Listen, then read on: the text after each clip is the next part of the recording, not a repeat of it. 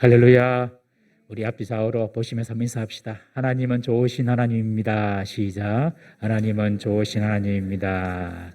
어떠한 상황 가운데서도 우리가 잊지 말아야 합니다. 하나님은 좋으신 하나님이시고, 하나님 우리의 기도를 들으시는 하나님이시고, 하나님 우리에게 복을 주시는 분이시다. 진짜 복을 주시는 분이 하나님이시다.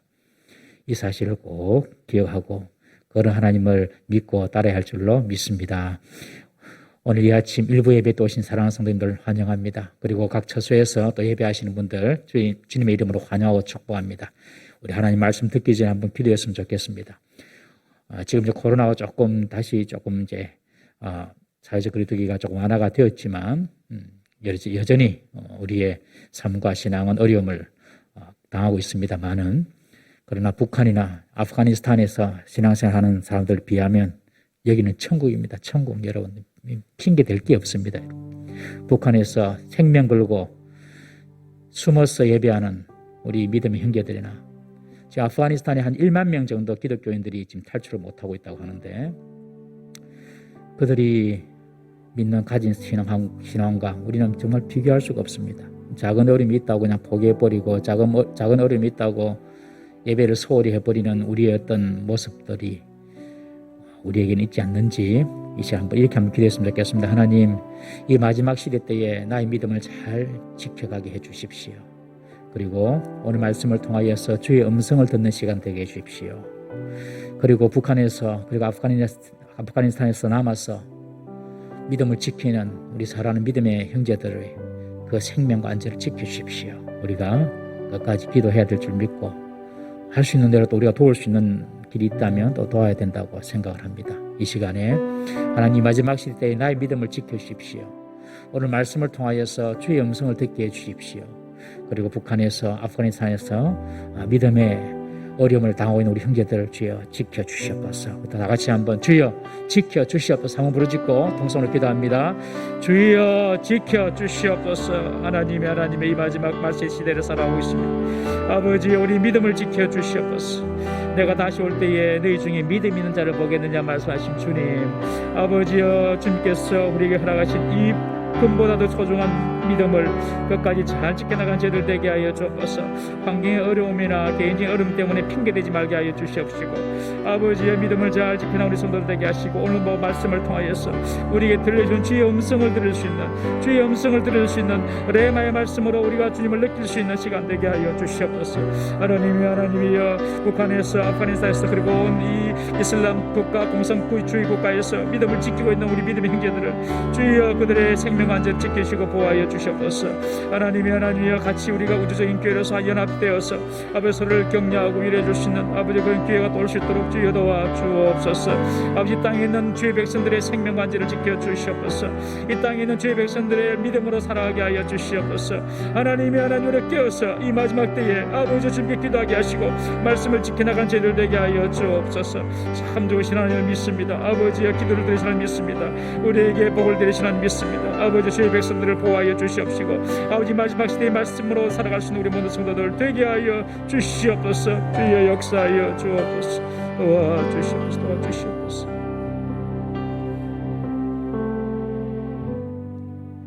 자비로우신 하나님 아버지, 코로나 팬데믹으로 인해 우리의 믿음과 우리의 신앙이 떨어지지 않도록 우리를 지켜 주시옵소서.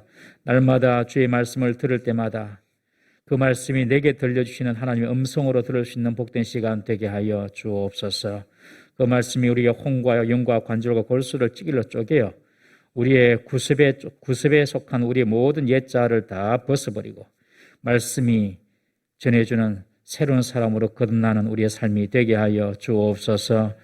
지금도 북한에서, 아프가니스탄에서 믿음을 지키기 위하여서 목숨을 내어놓는 우리 사랑하는 믿음의 형제들의 생명과 안전을 주여 지켜 주시옵소서. 속히 남북한이 복음으로 통일되게 하시고, 그리고 아프가니스탄도 주여 속히 그 악한 탈레반 정권이 다시 붕괴되게 하시고, 그들 속에 자유와 그리고 평화가 넘치는 아프가니스탄이 되게 하여 주시옵소서.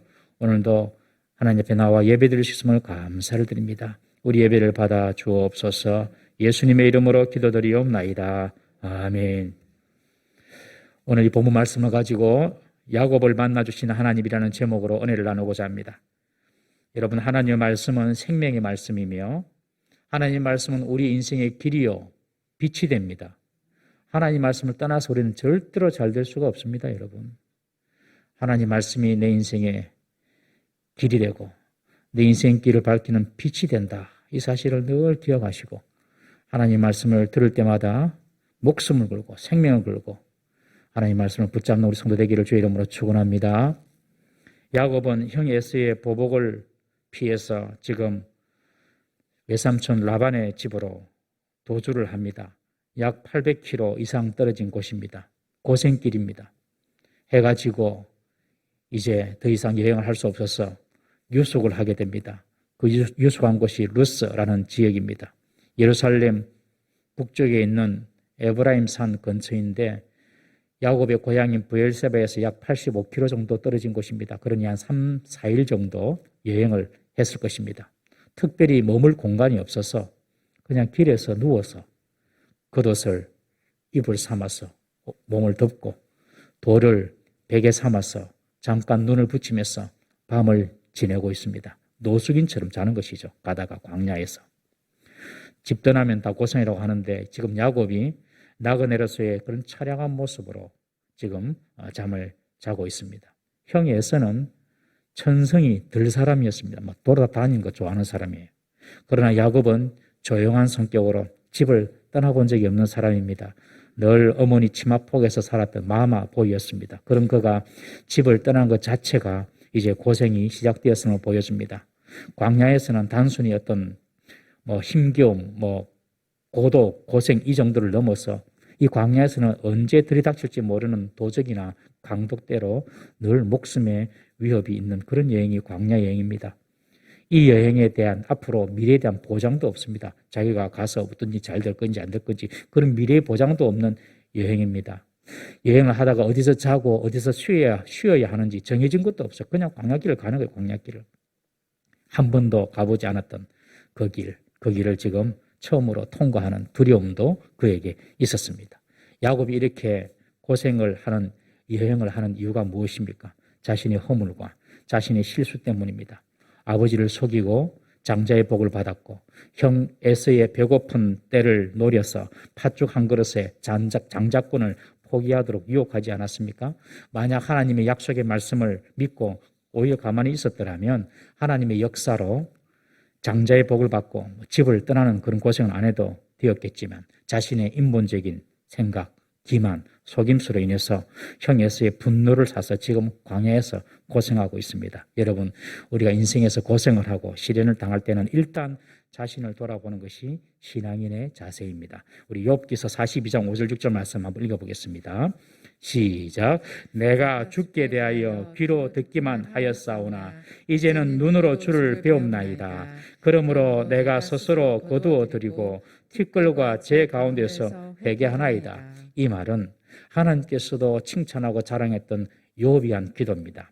욥은 자신이나 타인이나 모두가 다 저 사람은 의인이다 그렇게 생각했던 동방의 최고의 의인이지 않습니까? 그런데 하루아침에 10아들 딸 다 잃고 많은 종과 가축을 다 잃고 자신의 건강마저도 치명적인 피부병에 걸려서 앞날에 대한 소망이 없을 때에 그는 하나님께서 자기에게 이런 어려움을 주신다고 이해하지 못하고 자신을 저주하면서 태어난 나를 저주하면서 죽기를 간청했습니다. 그랬던 욥이 하나님께서 찾아오셔서 욥을 만나주셨어요. 욥이 하나님의 위대하심을 봅니다. 상상할 수도 없는, 인간이 상상할 수도 없는 크신 하나님, 하나님의 계획, 하나님의 전능하심 이것을 보고 그가 하는 말이 내가 지금까지는 귀로만 듣는 하나님을 믿었는데 자신이 귀로만 듣는 하나님을 믿고 그것이 전부이고 그런 하나님이 전부인 줄 알고 자만하고 스스로의 의를 자랑했던 무지한 그런 인생을 내가 살았다. 내가 스스로 내가 보기에도 괜찮은 사람처럼 내가 살았다. 이런 자신의 어리석음, 교만을 회개하는 내용이 아까 읽었던 본문의 내용입니다. 회개할 것 없는 욥마저도 회개했습니다, 여러분. 우리 인생에 어려움이 찾아오면 내가 회개할 것이 없는가 돌아보는 것이 지혜자입니다.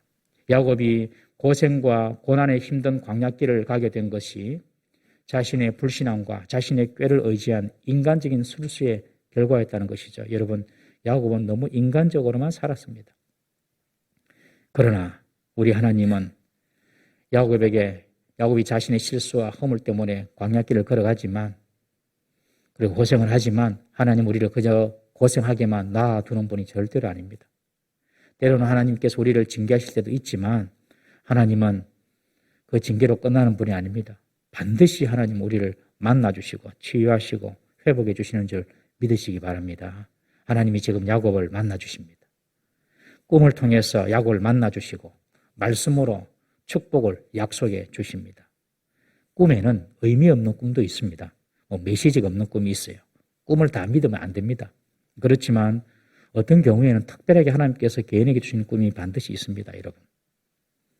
특히 구약에는 하나님의 계시인 성경 말씀이 완성되지 않았을 때, 하나님의 계시의 말씀이 주어지지 않았을 때에는 하나님께서 꿈으로 자주 말씀하실 때가 있습니다. 그러나 오늘날은 우리가 어떤 꿈을 꾸면 그것이 하나님 말씀에 맞는가 안 맞는가 한번 반드시 점검을 해 보아야 하는 것이죠. 어쨌든 그러나 저는 믿습니다. 오늘날 개인적으로도 하나님께서 하신 말씀이 있으면 꿈으로도 말씀하신다. 저는 믿습니다. 그렇게 생각을 합니다. 야곱은 지금 난생 처음으로 하나님에 대한 꿈을 꾸었습니다. 그런데 그 꿈이 너무 생생하고 그 꿈이 너무 어떤 자신에게 어떤 용기를 주는 그런 꿈이었습니다. 하나님께서 야곱에게 꿈으로 나타나서 만나 주신 것입니다. 꿈에 보니 땅 위에 사다리가 있는데 그 사다리가 꼭대기가 하늘까지 닿습니다. 땅에서부터 하늘까지 닿는 길다란 사다리를 봅니다. 그리고 천사들이 그 사다리 위에서 오르락 내리락 하는 것을 봅니다. 하늘과 땅이 맞닿아 있는 이 사다리 꿈은 하늘에 계신 하나님께서 지금 땅에 있는 야곱과 연결되어 있음을 보여주고 있습니다. 그리고 하나님께서 그의 천사들이 오르락 내리락 하게 한 것은 야곱의 일거수일투족을 하나님이 천사를 통해서 다 날마다 보고받고 있음을 보여주는 것입니다. 하늘과 땅을 연결하는 이 사다리는 하나님과 우리를 연결하는 예수 그리스도를 상징합니다. 여러분, 우리가 예수를 믿는 순간 우리는 하나님과 연결됨을 믿으시기 바랍니다. 그리고 그 사다리를 부지런히 오르락내리락 하는 천사들은 하나님의 백성의 활동과 하나님의 백성의 기도를 끊임없이 하나님께 아뢰는 천사들의 영적인 활동을 보여주고 있습니다. 여러분, 성도들은 예수님을 믿는 순간 하나님과 연결됩니다. 여러분, 꼭 믿으십시오. 내가 예수님을 믿는 순간 하나님과 연결됩니다. 그리고 하나님께서 성도들을 돕는 천사를 붙여주십니다. 여러분, 우리 그걸 잘 모르고 살 때가 많잖아요. 성경에 보면 그렇게 나와 있어요. 우리 히브리서 1장 14절 말씀 한번 보겠습니다. 히브리서 1장 14절 시작. 모든 천사들은 섬기는 영으로서 구원받을 상속자들을 위하여 섬기라고 보내심이 아니냐. 여러분, 우리가 예수님을 제대로 믿고 그리고 하나님 백성이 되면 하나님이 그때부터 우리를 섬기는 천사를 보내주신다는 겁니다. 여러분의 각자의 천사가 다 있습니다. 그 천사들이 오늘 뭐 했는지, 오늘 무슨 기도했는지 하나님께 다 보고합니다, 여러분. 천사가 하나님의 사람을 섬기는 예는 성경 여러 군데에 나와 있습니다. 사도행전 12장 8절 말씀 한번 보겠습니다. 시작. 천사가 이르되 띠를 띠고 신을 신으라 하거늘 베드로가 그대로 하니 천사가 또 이르되 겉옷을 입고 따라오라 한대. 이 말씀은 베드로가 헤롯 왕에게 잡혀가지고 옥에 갇혀서 다음날 사형 집행이 예정되어 있는 그때에 감옥에서 있었는데 좌우에 그 로마 병사들과 함께 지금 묶인 채로 자고 있는데 천사가 나타나서 베드로를 깨우면서 쇠사슬을 풀어버리고 베드로를 탈출시키는 장면입니다. 하나님께서 베드로를 천사를 통하여 구원해내시는 거죠. 또 누가복음 22장 43절 말씀 보겠습니다. 시작. 천사가 하늘로부터 예수께 나타나 힘을 더하더라. 이 본문은 예수님께서 십자가를 앞두고 겟세마네 동산에서 땀이 핏방울이 되도록 드리는 그런 기도입니다. 애를 써서 하는 기도입니다. 얼마나 힘든 기도를 했겠습니까? 그때 천사가 나타나셔서 그 힘든 예수님의 기도를 이렇게 도와주는 장면입니다. 여러분, 우리가 위기 때에도 하나님은 천사를 동원하셔서 우리를 보호해 주십니다. 여러분까지 지금까지 살아오면서 죽을 고비 몇 번 다 겪으셨죠? 하나님께서 다 지켜주신 것입니다, 여러분. 그리고 우리가 힘든 기도를 할 때에도 천사를 보내셔서 우리를 도와주셔서 그 기도가 너무 힘들지 않게 그 기도를 감당하도록 하나님께서 도와주시는 것입니다. 하나님은 광야에서 야곱이 지금 가장 외롭고 두렵고 힘들 그때에 찾아오셨습니다. 사랑하는 부모님과 정든 집을 떠나서 미래에 대한 기약도 없고 하루하루 어떻게 살아가야 할지도 모르는 그런 막연한 광야에서 하나님이 꿈으로 지금 야곱을 만나 주신 것입니다. 여러분, 우리가 언제 하나님을 인격적으로 만납니까? 머리로 믿는 하나님 말고 우리의 삶으로 우리가 언제 하나님을 만납니까? 그때는 내가 무너지고 내가 없어질 때입니다. 내 뜻과 내 계획이 실패하고 더 이상 나 자신에게 어떤 소망이나 희망이 보이지 않을 때, 나에 대한 철저한 무력감과 고독감, 때로는 비참함으로 우리 마음이 상할 대로 상하고 지쳐 있을 때, 여러분, 그때가 오히려 하나님을 만날 때이고 하나님께서 찾아올 때임을 믿으시길 바랍니다. 야곱처럼 지금 광야에서 잠을 자는데 겉옷을 입을 삼아서 돌을 베개 삼아서 잠을 자는데 잠을 자다가 누가 와서 죽이도 몰라요. 아무런 보호막이나 안정장치도 없습니다. 지금 그저 황량한 광야 가운데 그렇게 잠을 자고 있을 때 아무것도 의지할 것도 없고 아무것도 붙잡을 것도 없고 그럴 때에 주님께서 야곱에게 찾아오신 것입니다. 여러분, 우리가 하나님 만날 때는 성성장구하고 잘 될 때보다도 우리가 바닥에 있을 때 하나님을 만날 때임을 꼭 기억하십시오. 어떤 사람은 사업에 실패를 해서 힘들 때 하나님 만나고, 어떤 사람은 자신의 건강을 잃음을 통하여서 하나님을 만나고, 또 어떤 사람은 관계의 실패나 사랑하는 사람을 잃고 사람에게 배신당하고 철저히 자신의 무능함과 비참함을 느끼는 그때에 그 바닥에서 하나님을 만나게 되는 것입니다. TV에 보니까 이제 만나러 갑니다라는 프로가 있어요. 이만갑이라고 한 번씩 보셨죠? 이만갑, 이제 만나러 갑니다. 그 내용은 탈북민들이 자기들이 살았던 어떤 사연이나 또 이야기들을 듣는 그런 프로더라고요. 그런데 가만히 보니까 거기 나오는 사람들이, 많은 사람들이 신앙을 가지고 있어요. 그들은 북한에서 자라서 복음에 대해서 전혀 듣지도 못하고 살았는데 탈북의 과정을 거치면서 죽을 고비를 수없이 넘기는 가운데 이들을 인솔하는 브로크 목사님을 통해서 복음을 듣고 그리고 신자가 된 사람이 참 많았다고 합니다. 죽을 고비를 지나면서 세상에 의지할 것 없을 때에 도움되신 하나님을 만난 것입니다. 우리가 금요기도 때에 지금 사사기를 보고 있는데 사사 삼손, 마지막 12번째 사사 삼손을 보았죠. 삼손은 들릴라라는 이 여인을 너무너무 사랑했습니다. 이 들릴라에게 모든 것을 다 줍니다. 삼손은 얼마나 사랑했는지. 그런데 들릴라는 그 삼손의 사랑을 이용해가지고 삼손의 힘이 비밀을 캐내고 머리를 깎아버려가지고 삼손의 힘을 다 뺏어버리고 두 눈 뽑히고 쇠사슬에 묶인 채로 짐승들이나 돌리는 그 맷돌을 돌리고 감옥에 갇히는 그런 정말 비참한 신세가 되었습니다. 사랑하는 들릴라에게 배신당하는 그때에 하나님은 그 감옥에 찾아오셔서 삼손을 만나주시고 삼손의 머리털이 자라기 시작하고 삼손은 그때 하나님을, 진짜 하나님을 만나게 된 것입니다. 여러분, 바울도 보십시오. 다메섹 도상으로 예수님을 믿는 사람을 잡으러 가는 중에 하늘의 빛으로 순간적으로 눈의 시력을 잃게 되었을 때에 그는 영안이 열려서 부활하신 예수님을 만나지 않았습니까? 베드로도 어떻게 하나님 만납니까? 밤새도록 그물질을 하였지만 물고기 한 마리 잡지 못했을 때에 빈배에 올라오신 예수님을 만날 수가 있었던 것입니다. 가나에서 혼인잔치 기적 어떻게 일어납니까? 포도주가 다 떨어졌을 때에 잔치집이 마치 초상집 같이 바뀔 그때에 물로 극상품의 포도주를 만드시는 예수님의 기적을 경험하지 않습니까? 보리떡 5개, 물고기 2마리로 어떻게 5,000명을 먹였습니까? 음식 먹을 장소 하나 없는 들판에서, 그것도 날이 저물어 가고 사람이 어디로 갈 수도 없는 그런 시간에 날이 저물어서 돌아갈 수도 없고 광야에서 식당도 없고 도저히 사람의 힘으로 할 수 없는 그 상황에서 오병이의 기적은 예수님의 손끝에서 시작하지 않았습니까? 날이 저물어 갈 때 빈들에서 걸을 때 그때가 하나님의 때, 내 힘으로 안 될 때, 빈손으로 걸을 때 내가 고백해 여호와 이래. 내가 잘 되고 내가 승승장구할 때 하나님 날 준비하신다, 그렇게 고백하는 게 아니고 빈들에 있을 때에, 빈손으로 걸을 때에, 내 힘으로 안 될 때에 여호와 이래 라고 말할 수 있는 우리 성도 되기를 주의 이름으로 축원합니다. 그때 하나님께서 만나주시는 거죠. 그때가 아늑하고 따뜻한 집이나 화려하고 안락한 궁궐에서 하나님을 만나는 것이 아닙니다. 여러분, 빈들에서 광야에서 우리 인생 밑바닥에서 하나님을 만나 주십니다. 비록 그것이 나의 실수나 나의 허물 때문에 초래된 고생이라 할지라도 거기서 하나님은 찾아와 주시고 만나 주시는 것입니다.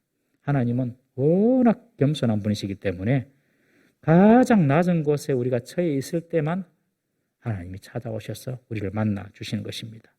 광야에 있는 야곱, 어떻게 아무도 자기를 보호해줄 수 없는 그런 상황에서 잠을 자고 있을 때에 지금 하나님은 야곱을 만나 주신 것입니다.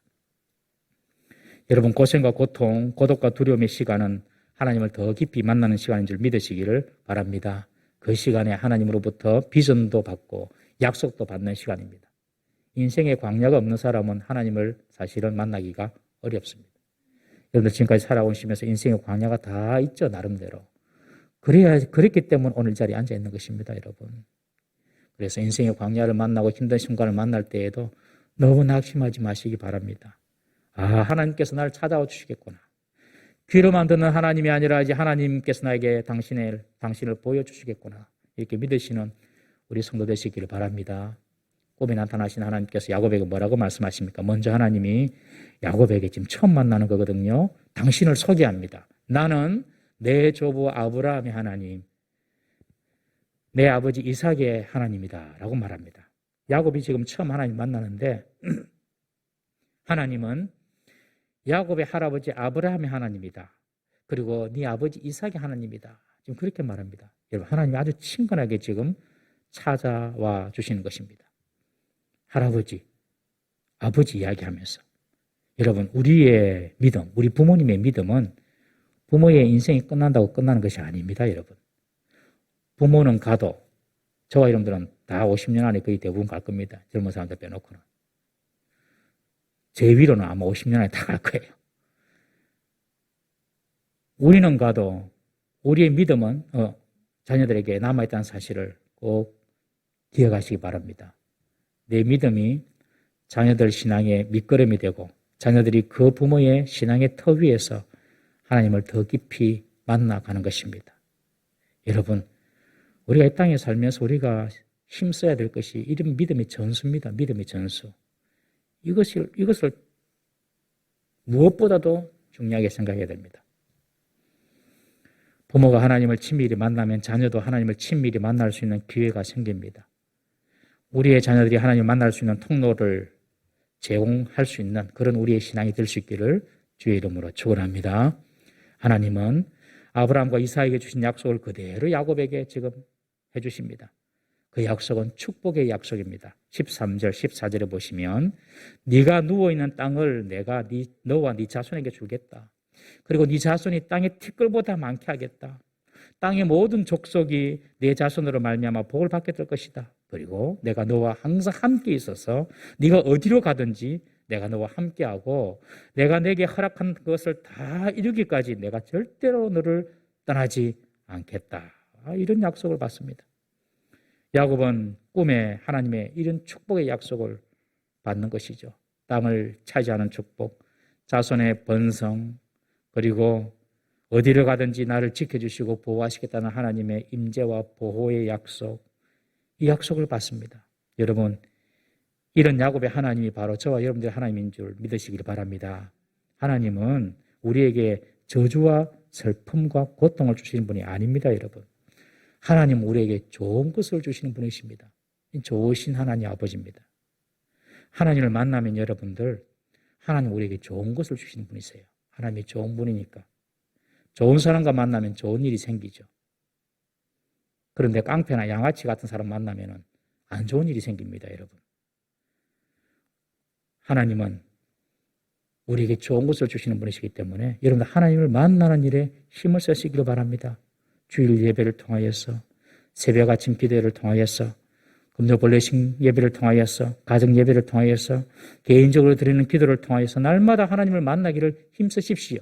하나님은 좋은 분이기 때문에 만날수록 좋은 것을 주시는 분이십니다. 어떤 분들은 하나님을 믿는 것과 내가 잘되고 형통하고 복받는 것, 이 함수 관계가 별로 없다라고 생각하시는 분이 계세요. 하나님이 나의 가정의 문제, 하나님이 나의 사업과 건강의 문제, 하나님이 나의 자녀의 문제, 하나님이 내가 직장을 구하고 우리 젊은이들 결혼하는 문제, 이런 문제와 내가 하나님 믿는 것과 별로 관계가 없다. 이렇게 생각하시는 분이 많아요. 그래서 그런 문제를 대할 때마다 하나님의 복을 기대하지도 못하고 생각하지도 못합니다. 기도할 생각도 못합니다, 여러분. 사랑하는 성도님 여러분, 우리 하나님은 우리의 모든 영육간의 인생의 복을 주관하시는 분이신 줄 믿으시기를 바랍니다. 우리에게 복을 주시기를 원하시는 분이 하나님이십니다. 내가 복 받기를 원하는 것보다도 우리에게 복을 주기를 더 원하시는 분이 하나님이시다. 여러분 꼭 기억하십시오. 하나님이 복을 안 주시는 것이 아니라 혹 못 주시고 있는 것은 아닌지 우리 자신을 살펴봐야 하는 것입니다. 야곱은 지금 생생한 꿈을 꾸고 깨어나서 놀라운 고백을 합니다. 여호와께서 과연 여기 계시는구나. 와, 하나님께서 정말 여기 계시는구나. 하나님이 우리 아버지 집에는 계신 줄 알았는데 여기까지 와서 하나님이 계시는구나. 이 광야 가운데 아무도 없는 광야 가운데 하나님이 계시는구나. 내가 지금까지 그것을 알지 못했구나. 그렇게 고백합니다. 야곱은 하나님의 편재성을 깨닫습니다. 하나님이 어디에나 계시다는 것입니다. 여러분 이것은 구약의 신앙인들에게 아주 대단한 신앙이 변합니다. 구약에서는 하나님을 생각할 때 항상 어떤 지역이나 어떤 장소에 국한되어 있는 하나님으로 생각을 했습니다. 그래서 다윗도 하나님이 거하시는 성전을 막 지으려고 그랬잖아요. 하나님 이곳에 계시라고. 구약에는 이렇게 항상 이렇게 하나님이 어떤 지역이나 어떤 한 장소에만 이렇게 국한되어 있다고 생각했습니다. 우리나라도 그렇죠.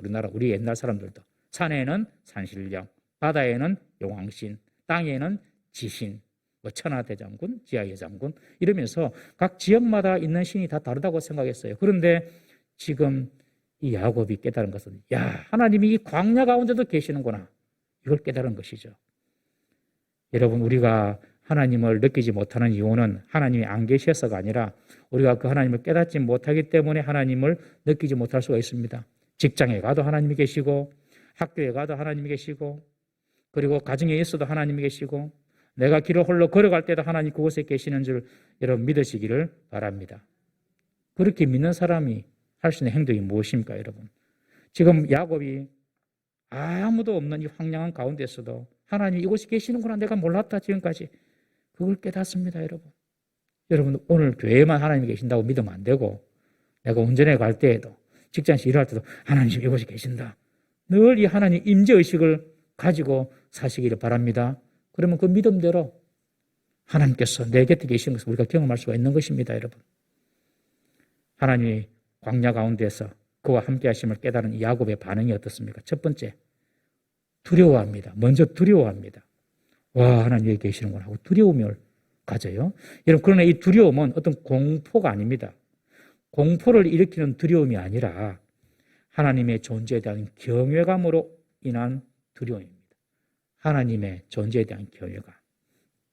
우리가 어떤 광대한 자연 앞에 섰을 때에 자연에 대한 경외감을 느낄 때가 있지 않습니까? 마찬가지로 지금 광야 가운데서도 하나님이 계시는구나. 이 야곱이 전혀 생각지도 못했는데 그 하나님을 깨닫고 그 하나님에 대한 경외감이 생긴 것이죠. 그런 두려움입니다. 그리고 그것을 하나님의 집이다. 하늘의 문이다. 그래서 베델이라고 부릅니다. 그 베델이라는 뜻은 하나님의 집, 하나님이 거하시는 곳 이런 뜻이거든요.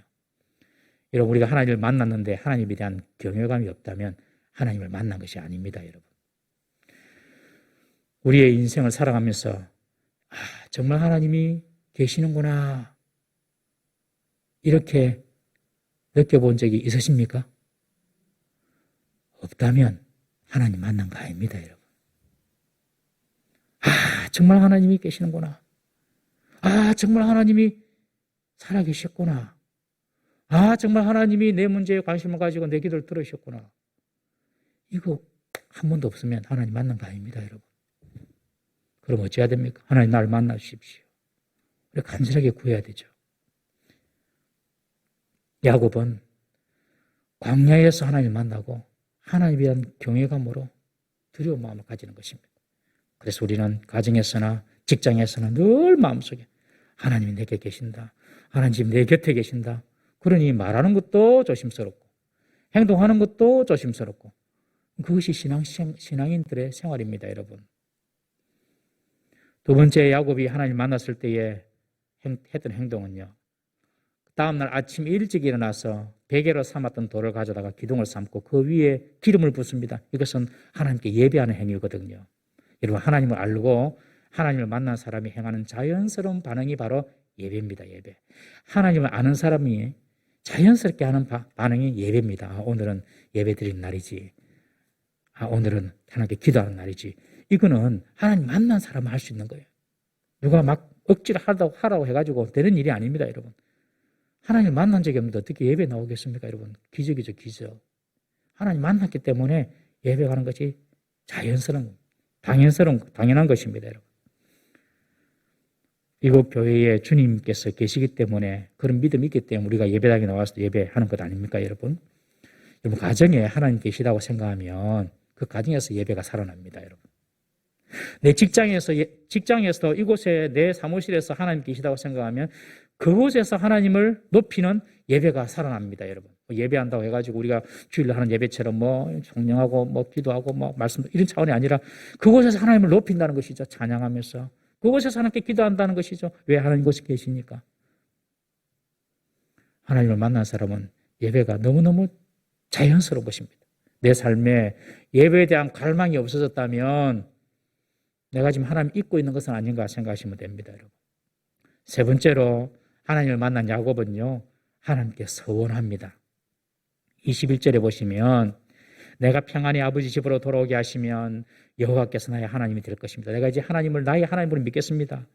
그리고 22절에 보시면 내가 기둥으로 세운 이 돌이 하나님의 집이 될 것입니다. 하나님을 섬기는 곳이 될 것입니다. 하나님께서 내게 주신 모든 것에서 10분의 1을 내가 반드시 하나님께 드리겠습니다. 하나님 내게 주신 것이 10분의 1을 내가 하나님께서 주신 줄 알고 하나님께 드리겠습니다. 야곱이 이렇게 하나님께 서원해요. 서원기도를 드립니다.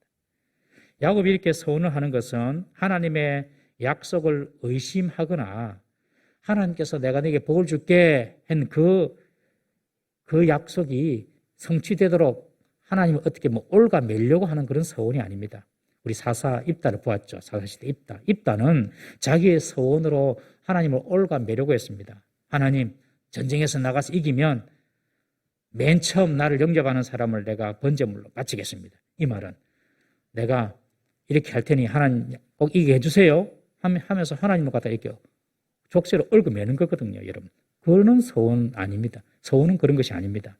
야곱은 14절 15절에서 하나님께서 자신에게 약속하신 그 내용을 근거로 해서 서원을 합니다. 이 말은 그는 하나님의 약속을 믿었고 그 하나님의 약속에 걸맞는 자신의 결단을 지금 보여주는 것입니다. 하나님을 만난 사람은요, 하나님 앞에서 내 자신의 삶을 어떻게 살지 하나님께 결단하면서 살 수밖에 없습니다. 평안히 아버지 집으로 돌아올 때 내가 하나님의 은혜를 기억하고 여호와를 나의 하나님으로 섬기겠습니다. 기둥으로 세운 이 돌은 하나님을 예배하는 곳이 될 것입니다. 내 소유의 10분의 1을 하나님께 드리겠습니다 라고 지금 결단하는 것입니다. 하나님 그렇게 해줄 줄 믿습니다. 그리고 하나님께서 행하신 그 일에 내가 이런 헌신으로 하나님께 영광 돌리겠습니다 하고 결단하는 것입니다. 이 11조를 드린다는 것은 자신의 소유의 대표성을 의미하는 것이죠. 이 말은 모든 것이 다 하나님께서 주셨다라는 이런 믿음의 고백, 하나님께서 허락하셨다는 그런 믿음의 인정으로 드리는 것이 11조입니다. 11조가 아까운 분도 계시죠. 왜 아까울까? 내 것이라고 생각하기 때문에 그렇습니다. 여러분 1,000만 원 벌 때 100만 원 하는 것이 쉽습니까? 1억 벌 때 1,000만 원 하는 것이 쉽습니까? 10억 벌 때 1억 하는 것이 쉽습니까? 여러분 작게 벌고 작게 하는 것이 쉽고 많이 벌어서 많이 하는 것이 좀 어렵죠. 물론 작게 버는 사람도 생활이 어렵기 때문에 그것도 어려울 수도 있겠습니다만은 그런데 왜 어렵습니까? 다 내 거라고 생각하기 때문에 어렵습니다. 내 거라고. 내 거 아무것도 없습니다, 여러분. 내 거 아무것도 없어요. 우리의 생명이 내 것입니까, 여러분? 우리의 생명이 내 것입니까? 생명이 내 것이라고 생각하시는 분은 여러분들은 구원받지 못한 사람입니다. 왜냐하면 우리 예수님께서 당신의 핏값으로 십자가 위에서 목숨을 바쳐서 우리의 생명을 구원해 주셨기 때문에, 사셨기 때문에, 예수님이 당신의 핏값으로 우리를 다시 사셨기 때문에 우리의 생명은 예수님 겁니다. 동의하십니까? 예, 그렇죠. 내 생명 내 것이 아닙니다, 여러분. 시간이 내 것입니까? 시간? 생명이 시간이지 않습니까? 시간이고 생명이거든요. 그런 시간도 우리 주님 것이고, 내가 가지고 있는 소유, 물질, 재능이 내 것입니까? 내가 좀 땀 좀 흘리고 노력해서 물질을 얻었지만 그 물질을 얻을 수 있는 건강, 지혜, 지식, 환경, 하나님 주신 것 아닙니까? 우리가 태어날 때부터 하나님께서 우리에게 주신 은사고 은혜고 재능이고 기술이지 않습니까, 여러분? 그걸 내가 조금 개발시켰을 뿐이죠. 모든 것이 하나님께로부터 온 것입니다. 이런 고백이 우리 가운데 있을 때에 하나님께 우리 물질 일부를 떼어서 헌금도 할 수 있는 것이죠. 내 것이라고 생각하면 아직까지 하나님을 제대로 만났다고 볼 수 없습니다, 여러분. 야곱은 두렵고 막막한 광야에서 하나님께서 자신을 온전히 돌아오게 해주시면 이것이 하나님의 은혜인 줄 알고 내가 하나님을 나의 하나님으로 삼고 하나님의 집을 세우고 예배하며 11조를 드릴 것을 지금 결단하는 것입니다. 여러분, 하나님 만날 때에는 이런 결단하는 삶을 살게 되어 있습니다. 광야에서 하나님을 만날 때 우리도 결단해야 할 줄로 믿습니다. 여러분도 그렇게 한번 기도했으면 좋겠어요. 하나님, 나를 이렇게 회복시켜 주시면 내가 이렇게 살겠습니다. 하나님, 나에게 재물을 주시면 내가 이렇게 살겠습니다. 하나님, 나에게 건강 주시면 내가 이렇게 살겠습니다. 나에게 관계를 회복시켜 주시면 이렇게 살겠습니다. 그런 기도를 드릴 필요가 있습니다. 이 말은 그렇게 안 해주시면 그렇게 안 살겠다는 흥정이 아닙니다. 흥정이 아니에요. 이 말은 그렇게 되면 그 모든 것들이 하나님의 은혜인 줄 알고 하나님께 감사로 고백하겠다는 결단인 것입니다. 지금 야곱이 하나님과 흥정하는 거 아닙니다, 여러분. 하나님께서 그렇게 해주실 믿고 모든 것이 하나님 은혜인 줄 알고 내가 그렇게 감사하겠습니다 하고 딱 결단하는 것입니다. 우리의 삶에도 이런 결단이 있기를 주의 이름으로 축원합니다. 오늘 본문에 야곱이 정든 집과 부모를 떠나 지금 가장 외롭고 두려운 시간에 그때 하나님이 찾아와 주셨습니다. 그리고 그에게 미래에 대한 보호와 축복과 동행을 약속해 주셨습니다. 야곱은 자신과 함께 하시는 하나님을 깨닫고 그곳에서 예배하고 헌신을 결단합니다. 우리도 하나님의 임재를 깨달을 때에 예배는 자연스러운 믿음의 행위가 될 것이며 헌신은 감사의 표시가 될 것입니다. 야곱이 가장 힘든 광야 속에 있을 때에 하나님이 그를 내버려 두지 않으시고 찾아오신 것 같이 여러분, 우리가 가장 힘들고 어려울 그때에 주님께서 우리에게 찾아오셔서 우리를 향한 아름다운 계획을 말씀해 주실 것을 여러분 믿으시고 기대하시기를 바랍니다. 하나님은 당신의 자녀를 결코 홀로 내버려두지 않으십니다. 반드시 보고 계시고 계속해서 천사를 통하여 보고받으시면서 계속 보고 계시고 우리를 관리하시고 우리를 인도하시고 축복해 나가심을 믿으시기를 바랍니다. 삶의 광야 가운데서 이런 좋으신 주님을 날마다 체험하고 경험하는 우리 모든 성도 되시기를 주의 이름으로 축원합니다. 기도하겠습니다. 이렇게 한번 기도하십시다. 하나님, 내 삶의 광야 가운데서 하나님을 경험하게 하시고 하나님의 축복의 약속을 듣게 해 주십시오. 지금 내가 어떤 상황에 있는지 하나님이 잘 아십니다. 나를 만나 주십시오.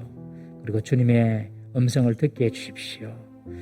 그리고 어디에도 하나님 계시는 것을 잊지 말게 하시고 집에서나 가정에서나 거리에서나 어디에서나 하나님의 임재를 경험하며 살아갈 수 있는 삶이 될 수 있도록 우리 다 같이 한번 주여 함께하여 주옵소서 한번 부르짖고 동성으로 기도합니다.